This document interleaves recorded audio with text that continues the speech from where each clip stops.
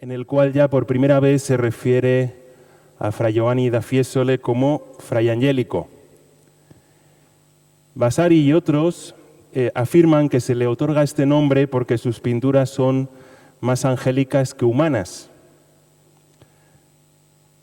Esa perfección no podía ser hecha más que por manos de ángeles, ¿no? Pero hay otros autores que se inclinan a pensar que el nombre se lo pusieron sus hermanos de religión, queriéndole asociar con el otro angélico, Santo Tomás de Aquino. De esa manera podríamos decir que así como Santo Tomás de Aquino pues nos dejó ese legado teológico de esa suma teológica, pues las obras de Fray Giovanni se podrían considerar también una suma teológica pintada. Bien, yo sé que probablemente la analogía es un poco exagerada, quizás demasiado exagerada, pero lo que siempre yo creo que es claro es que las obras del Beato Angélico tienen una grandísima y una fuerte carga doctrinal, de modo que su pintura es fruto de un esfuerzo intelectual, teológico, como un hombre preparado que era él, y no son meros arrebatos místicos, como en la época del romanticismo se dio a entender. Bien, pues en esta intervención he querido aprovechar este paralelo entre l'Aquinate y Fray Giovanni para intentar explicar de qué manera la obra pictórica del Beato Angélico es de algún modo un tratado, entre comillas, que ha ayudado y que sigue ayudando a conocer a Dios. Y así como Santo Tomás de Aquino dejó escritas esas 5 vías, esos 5 argumentos a favor de la existencia de Dios, en las pinturas de Fray Angélico también se pueden encontrar 5 vías que nos hablan de la belleza de Dios y que nos ayudan a conocerle. La primera vía que he considerado es la luz. Quien ha contemplado un cuadro de Fray Angélico enseguida se da cuenta de la importancia que la luz tiene en su manera de pintar. Y para Fray Angélico, la luz no tiene un origen terrestre, sino que se trata de una luz divina que tiene un carácter no sensible, pero que es capaz de irradiar luz sobre las formas sensibles, permitiendo así que éstas vengan conocidas por el sujeto. De esta manera las criaturas participan de la divinidad gracias a esa luz que reciben. La luz es lo que permite que el sujeto que contempla y el objeto que es contemplado entren en relación. La luz es lo que nos permite apreciar la belleza irradiada por las cosas. Por eso, sin la luz, todo sería feo, porque la luz embellece las cosas. Ya lo decía Juan Dominici, nada es bello sin su luz. Si nos fijamos en las pinturas de Fray Angélico, están llenas de luz. Una luz que la mayor parte de las veces no tiene una fuente única, sino que lo inunda todo por igual. Las sombras casi no existen, son imperceptibles. Es frecuente también, en la pintura de Fray Angélico, que las personas divinas emanen una luz que irradian a su alrededor. Un ejemplo lo encontramos en la coronación de la Virgen, donde un potente rayo de luz, como se puede ver ahí, emana con mucha intensidad detrás de las figuras de la Virgen o de Jesucristo. O también en el juicio universal, que ahora vemos más en detalle del Museo de San Marcos, con esa luz que emana también detrás de Jesucristo y que después parece que se reparte cuerpo a cuerpo entre los santos, que a su vez también, como pues se puede ver, emanan y se convierten en focos también lumínicos como reflejo de la divinidad y de la gloria de Jesucristo. Es como si la luz de Jesús se fuera transmitiendo de cuerpo a cuerpo. La luz en las pinturas de Fray Angélico también tiene un fuerte carácter simbólico. Algo muy sencillo. Donde está Dios, la luz lo inunda todo. Donde no está, donde se le cierran las puertas a Dios, las sombras y las tinieblas se ciernen por doquier. Tenemos aquí el ejemplo de la Anunciación. Perdón, este es el detalle que podíamos ver.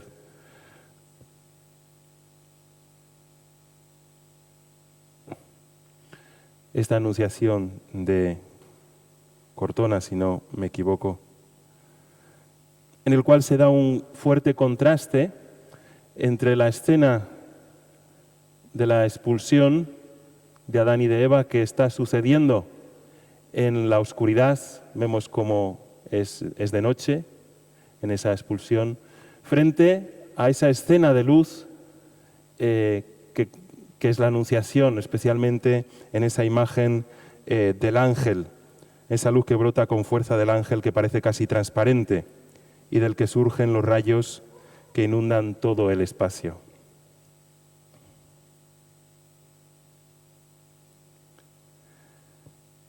El contraste entre sombra y luz también es evidente en otra obra de Fray Angélico, que es esta, la bajada de Jesús al limbo, en una de las celdas del convento de San Marcos, donde los patriarcas salen de la oscuridad, de la profundidad oscura, del Averno, donde Dios no está presente, y se ven inundados por la luz de Cristo que viene a salvarlos. En este punto parece que hay una cierta semejanza a un texto de Santo Tomás que describe este pasaje. Santo Tomás, cuando describe este pasaje, dice: Cristo bajó a cualquiera de los infiernos, dice, pero no a todos por igual. Dice, en primer lugar, bajó al infierno de los condenados y su eficacia se tradujo solo en impugnarles por su incredulidad y por su malicia. Dice, después bajó Cristo al purgatorio y a los que estaban allí encerrados les dio la esperanza de alcanzar la gloria. Y finalmente, dice Santo Tomás, y a los santos patriarcas que estaban encerrados en el infierno solamente por el pecado original, dice Santo Tomás, les infundió la luz de la gloria.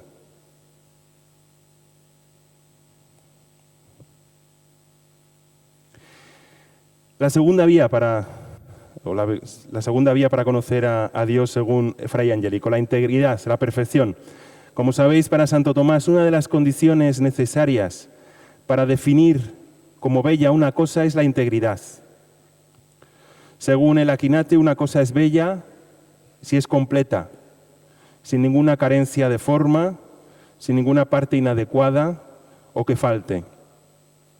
Por eso, cuando es íntegra, independientemente del factor subjetivo de la persona que lo contempla, la cosa es bella y nos habla de la integridad y perfección de Dios.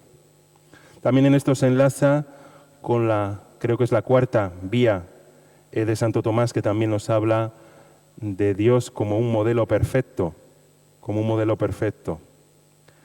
Bien, pues las obras de Fray Angélico responden a esta integridad y a esta perfección, en el dibujo y en el detalle, quizás fruto de lo que aprendió al trabajar como miniaturista y que después aplicará a todas sus obras.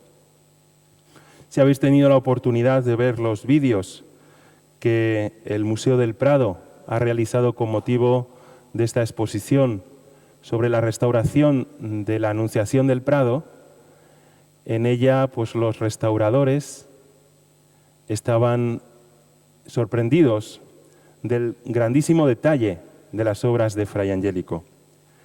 Aquí he podido coger algunas imágenes que se podían ver en esos vídeos y que los restauradores mostraban como ejemplo de perfección en el dibujo, como por ejemplo, lo ponían de ejemplo las pestañas de la Virgen, que son casi imperceptibles al ojo humano, hay que acercarse mucho y casi con lupa para verlos, pero que Fray Angélico lo pintó perfectamente, ¿no?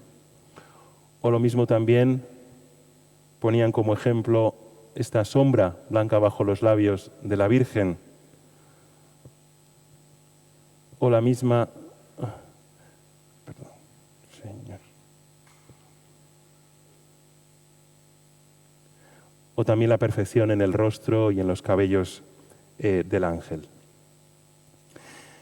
Claro, esto de la perfección plantea un problema, y es que en los casos de cosas a los que les falta alguna parte, o de personas enfermas, impedidas, o que les falte algún miembro, ¿qué sucede?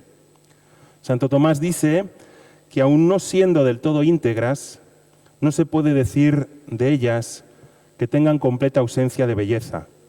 Dice, porque la fealdad nunca será total. Nunca puede faltar totalmente la belleza, porque no es posible que la forma, con su claridad y el orden, estén ausentes por completo. Lo feo no es plenamente imperfecto, es solo una belleza disminuida de la perfección que debería tener. En este punto existe también un problema.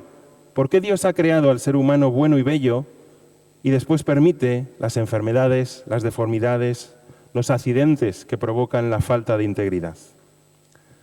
Humanamente no hay respuesta, diría Santo Tomás, solo a través de la fe. Y la respuesta la tenemos en la crucifixión de Jesús, a través de la cual alcanzamos la belleza perfecta. En este punto hay que tener en cuenta las conexiones entre belleza y bondad, entre estética y moral, lo cual nos hace pensar que los cánones de belleza para Dios no son los cánones de belleza humanos, y que en belleza no solo cuenta lo externo, sino también lo interno. San Antonino de Florencia siempre hablaba que había que mirar las cosas con un ojo contemplativo, con el cual se puede ver la verdadera belleza, esa que el ojo físico no es capaz de percibir y que responde a una vida íntegra, entregada, de fe, esperanza y caridad. Si estudiamos las pinturas de cruces de Fray Angélico, nos damos cuenta de que él quiere mostrarnos lo que es capaz de ver con el ojo contemplativo, es decir, esa belleza y esa bondad del ser humano que está de manera pura e intacta en cada uno de nosotros, la que nos hace completos y plenos, que nos hace bellos, aunque tengamos defectos corporales y aunque tengamos nuestro cuerpo herido y magullado. Por eso las cruces de Fray Angélico no muestran a Jesús lleno de llagas y de heridas, como era quizás más frecuente en la espiritualidad franciscana, incluso en otros autores, también quizás posteriores. Recordemos ese Cristo de Grunewald. Son cuerpos bellos en Fray Angélico, luminosos, con práctica ausencia de dolor y sufrimiento, que nos muestran la belleza de la humanidad en todo su esplendor. Lo que cada ser humano puede y debe llegar a ser. Por eso contemplar esas representaciones de Cristo, íntegro en bondad y belleza, puede también ayudarnos a llegar a Dios. No se puede decir que Fray Angélico negara la pasión del Señor, ni que negara su sentido. De hecho, son muy conocidas representaciones como esta de Santo Domingo abrazando la cruz y los frailes contemplando la pasión en las celdas del convento de San Marcos. Pero en sus crucifijos no hay rastros de sangre y son siempre Cristos bellos, serenos, triunfantes. Él quería mostrar la belleza escondida en la entrega de Jesús por los hombres y él quería mostrar la plena belleza del amor de Dios por la humanidad. Aquí tenemos algún ejemplo en el cual, como vemos, la sangre que emana de las heridas es mínima. A veces, como por ejemplo en el descendimiento que veremos después, pues esa sangre parecen como gemas, como joyas preciosas, ¿no?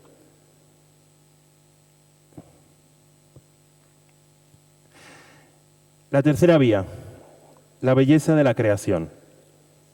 Una de las vías más comunes para conocer a Dios ha sido siempre la contemplación de la naturaleza, que nos lleva a conocer a su Creador.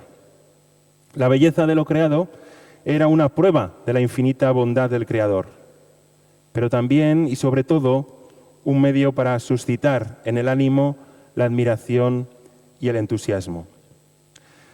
Partiendo del principio o de una frase de Santo Tomás tomada de la Suma contra Gentiles, en esta obra Santo Tomás dice: cada artista produce algo semejante a él. De aquí se deduce que podemos conocer y llegar a Dios a través de su obra. Podemos encontrar en ella un eco de su bondad. Descubrir el mundo como reflejo divino significa abrirse a la trascendencia, encontrar la vía por él trazada para darse a conocer. El ver cómo Dios ha hecho las cosas bellas significa descubrir que las ha hecho según su modelo, ya que la belleza de la criatura no es más que una semejanza de la divina belleza participada en las cosas. Dios, con su inteligencia y su voluntad, es causa de las cosas, como el artista es la causa de su obra. Por eso, como de los frutos podemos conocer al artista, así podemos intuir también alguna cosa del misterio divino, porque el ser de cada cosa deriva de la belleza divina. Contemporáneos del Beato Angélico, como era Juan Dominici, cercanos al Beato Angélico, él era también partidario de estudiar la naturaleza no como un fin en sí mismo, sino con la intención de conocer al Creador. Hay un texto de Juan Dominici que dice así, «Ved el sol verdadero, la estrella matutina, la flor de los altos campos, el lirio del valle de los justos, la rosa que no envejece, la violeta que nunca marchita, la canela, el clavo, la mirra y los bálsamos, y todas las especies del reino bienaventurado. Todo deleite se funda en Dios, y no hay deleite que de él no proceda. Cuán insensato el que otro deleite busca». No cualquiera está capacitado para poder descubrir a Dios en la naturaleza. Requiere de un proceso intelectual, puesto que hay que hacer ese ejercicio de, contemplando la naturaleza, llegar del efecto a la causa, que es Dios. Y también requiere de un proceso moral. Hay que elegir el bien. Solo quien viva rectamente, amando la naturaleza, dominando los impulsos más bajos, será capaz de llegar del efecto a la causa, al Creador. Juan Dominici, en su libro de la caridad, explica que la inteligencia y la caridad son lo que permiten al ser humano que cuando mire el cielo vea el divino gobierno, cuando mire a los pájaros la divina melodía, en los árboles y flores divinos sabores y olores, y en el ser humano divina misericordia. Esta es la razón por la cual la creación, la naturaleza, va a tener protagonismo en la obra de Fray Angélico, no como una simple decoración de escena, sino con la intencionalidad de recordar al espectador que en la belleza de la creación se puede conocer a Dios, siempre que se contemple con una mirada de inteligencia y caridad. Podemos ver este ejemplo de este protagonismo de la creación en ocasiones en las que imagina el paraíso, como en esta anunciación del Museo del Prado, en el cual Fray Angélico imagina como un jardín florido, lleno de vida y de color. En la anunciación, ese jardín con multitud de especies que lo convierten en un lugar mágico, contrasta con la tosquedad de los vestidos de Adán y Eva que han sido expulsados por su pecado. La naturaleza en este mundo nos estaría anunciando el mismo paraíso. También este jardín florido también tiene un sentido. Este jardín tiene un sentido al estar pues cerca de la figura de María, recordándonos también ese hortus conclusus, ese jardín cerrado, ese huerto cerrado, que simboliza la virginidad de María y en el cual, como dice San Alberto Magno, brota esa flor que es Cristo.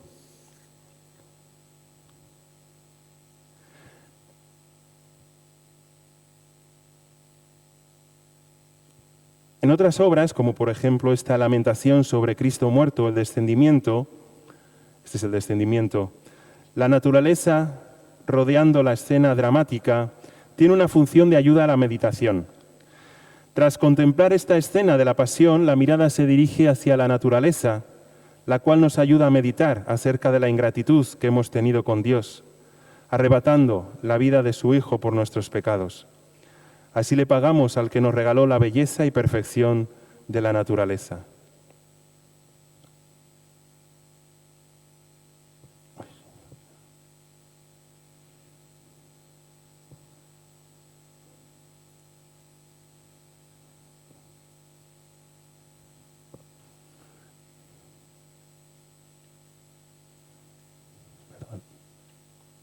Aquí tenemos otras escenas de la Pasión rodeada de naturaleza, como decía antes.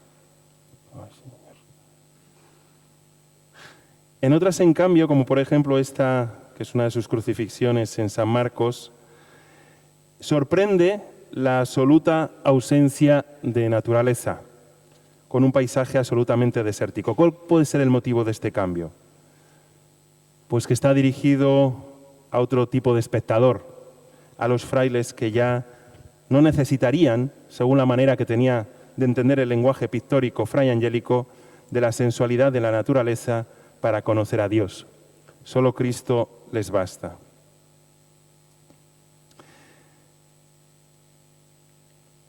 La cuarta vía, la belleza de la historia.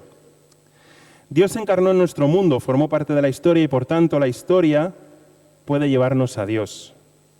Esta tesis parece que también estaba muy presente en la mente de fray Angélico al realizar algunas de sus pinturas.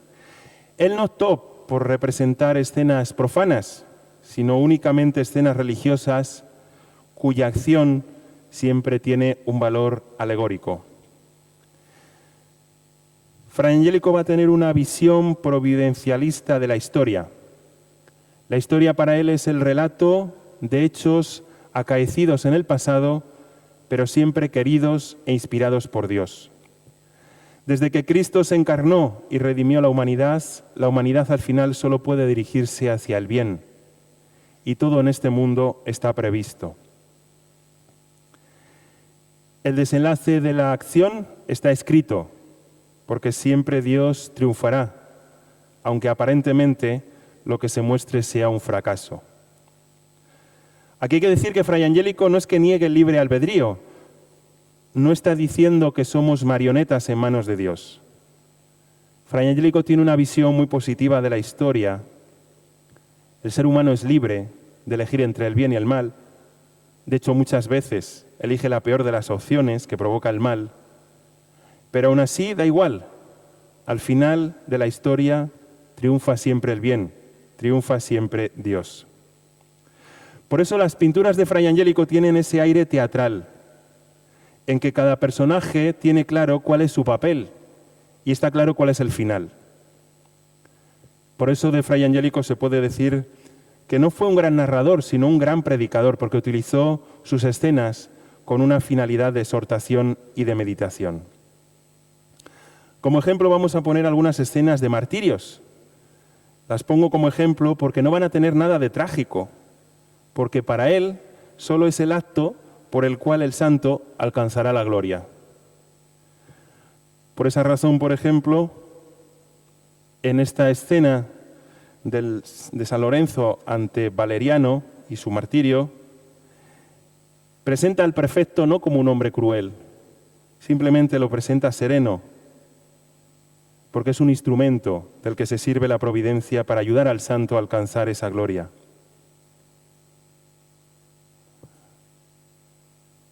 O en estas otras escenas, como el martirio de San Cosme y San Damián en la hoguera, o el martirio de San Marcos en el tabernáculo de los lineros, que veremos también, es habitual que a la hora de representar la escena del martirio escoja el momento en el cual los verdugos quedan en ridículo, porque los intentos de torturar o de matar al santo fracasan, ¿no? Como sucede aquí, que como vemos, el fuego con el que intentan quemar a estos santos se vuelve contra los verdugos.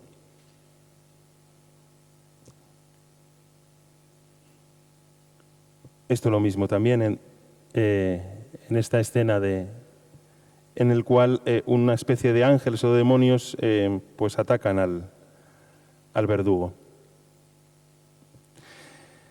El quinto punto, el último, ya termino, que yo sé que es una hora muy mala, yo tengo una voz muy muy baja y os estoy durmiendo. El quinto punto, la quinta vía, es la alegría. Este punto en realidad es continuación y es consecuencia del anterior, porque Fray Angélico tiene una visión de la realidad que para él es pascual. Él, como hemos visto en sus obras, no niega ni el sufrimiento, ni la experiencia de dolor, ni el martirio, pero su visión del mundo es pascual, del estallido victorioso de la Pascua. De ahí que tiende a representar a sus personajes alegres como reflejo de una alegría plena, la del cielo. El júbilo, presente en las obras de Angélico, también nos hablan de Dios, sin ninguna duda. Un ejemplo evidente lo encontramos en su danza de ángeles en el paraíso, en su obra del juicio universal. Os voy a mostrar otra escena. Sí, sale. Esto también es otra danza, y era la danza habitual representada en el medievo, esas danzas macabras, ¿no? Sobre todo propias de Centro Europa. Pues fijaos el contraste con la danza de Fray Angélico. Él responde a esas danzas macabras con la danza en el paraíso, a esa visión pagana de la muerte como queja y lamento. Fray Giovanni responde con la muerte tamizada por el gozo de la resurrección. También hay que matizar que la alegría en Fray Angélico no es ni la risa fácil ni la carcajada superficial. De hecho, resulta difícil ver en una de sus figuras riendo abiertamente.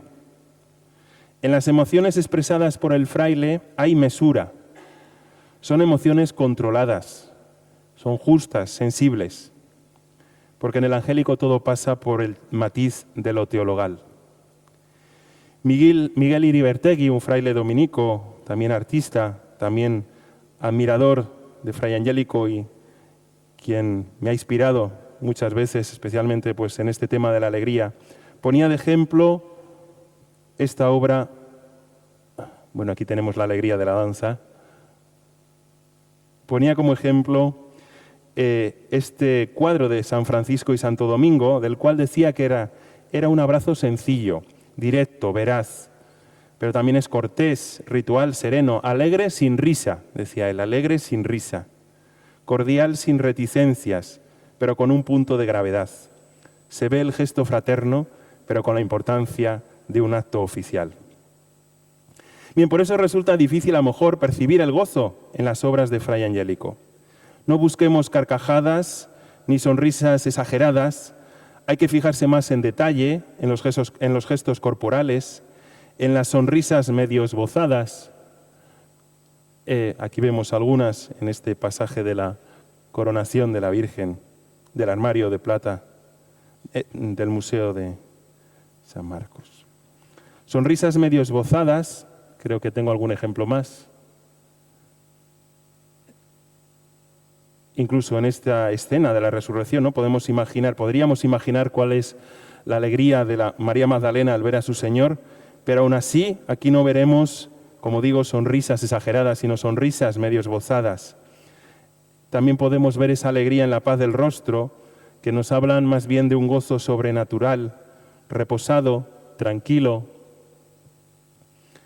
alejado de los excesos de la alegría mundana. Un ejemplo lo encontramos también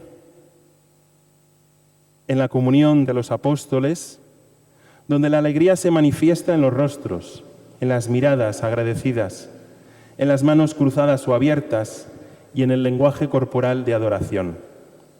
Así que la alegría en Fray Angélico es intensa, pero no es un desahogo sentimental, sino un gozo profundo en el Señor. No es una alegría fácil, sino que ha costado alcanzarla, incluso a veces a precio de sangre. Por eso muestra una humanidad pascual, pero que mantiene las llagas de la pasión.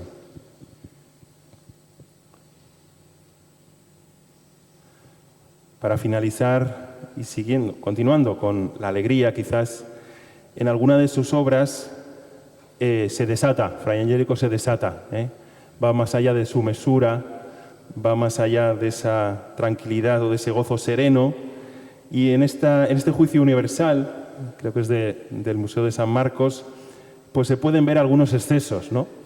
Donde Fray Angélico se explaya y donde se atreve a mostrar esa alegría desatada de los bienaventurados, que incluso, bueno, como veis aquí, se abrazan, se besan, bien, esa alegría desatada, si se puede decir así, de Fray Angélico. Bien, durante siglos las obras de Fray Angélico han ayudado a mucha gente a llegar a Dios a través de la belleza. He escogido estas 5 vías, seguro que son muchas más. Sus obras transparentan una profunda vida contemplativa y una imagen de un Dios encarnado, positivo, esperanzador, victorioso y pascual. La fuerza que aún hoy tienen sus cuadros, esa atracción que para creyentes y no creyentes aún tiene, debería hacernos reflexionar sobre la importancia que la belleza también hoy tiene a la hora de hablar de Dios. Gracias. Muy bien.